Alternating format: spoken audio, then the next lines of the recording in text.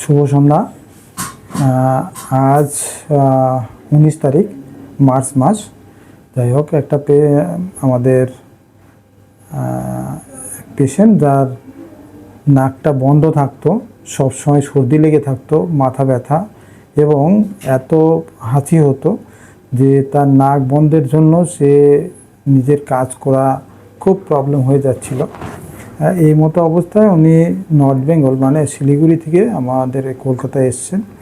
তার অপারেশন আজকে করা হলো। পেশেন্টটির মেইন প্রবলেম হচ্ছে নাক বন্ধ, বারবার ঠান্ডা লাগা, মাথা ব্যথা। যাই হোক, কিন্তু এর সঙ্গে আর একটা সমস্যা তার ছিল। নাকে একটা এক্সটার্নাল ট্রমা বেশ কিছুদিন আগে হয়েছিল, যার জন্য গঠনগত একটু পরিবর্তন ছিল নাকের বাইরের দিকটা।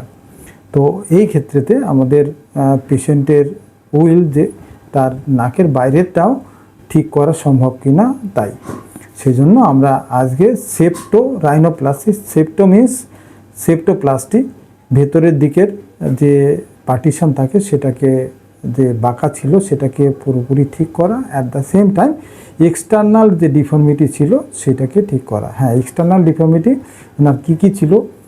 টিপ ডিফর্মিটি, মানে হচ্ছে টিপটা বেশ ব্রডার ছিল একদিকে, দ্বিতীয় হচ্ছে ওনার যে ব্রিজ, নেজাল ব্রিজ, সেই জায়গাটা ডিপ্রেসড ছিল এবং ওয়াইড ছিল। যেহেতু একটা এক্সটার্নাল ট্রমা ছিল, তার জন্য এই কাণ্ডটা হয়েছিল। তো একে সেপ্টোরাইনোপ্লাস্টি করে তার এই অপারেশনটা আজকে করা হলো, যাতে এক্সটার্নাল পার্টটাও যাতে সুন্দর হয়, অ্যাট দ্য সেম টাইম যাতে নাক দিয়ে নিঃশ্বাস নিতেও অসুবিধা না হয়। আর তার এই দৈনন্দিন জীবনে যে নাক বন্ধের জন্য নাক ডাকা এবং বারবার ঠান্ডা লাগা, নাক বন্ধ হয়ে যাওয়া, এইগুলো পুরোপুরি ঠিক হয়ে যাওয়া। তো একই সঙ্গে সেপ্টোরাইনোপ্লাস্টি করে এর সমস্যাটা সমাধান করা হলো আজ এই মার্চ মাসের 19 তারিখে। এই 7:40 যা অপারেশনটা জাস্ট কমপ্লিট হলো। তো আপনারা দেখুন যে কোনো পেশেন্টের এক্সটার্নাল নেজাল যে প্রবলেম, যে ডিফর্মিটি থাকে, সেটাকে যেরকম ঠিক করা যায়, ভেতরের দিকে যে প্রবলেম থাকে সেটাকে কিন্তু আমরা ঠিক করতে পারি সেপ্টোপ্লাস্টির মাধ্যমে। এটা রাইনোপ্লাস্টির মাধ্যমে এটা ঠিক করা, দুটোকে মিলে সেপ্টো রাইনোপ্লাস্টি এই অপারেশনের নাম। এই বলেই আজকের এই অপারেশনটার কথা শেষ করব। দেখতে থাকুন।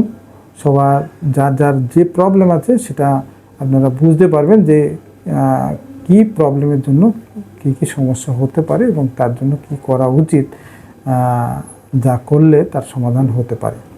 এই বলেই এটা শেষ করছি। নমস্কার।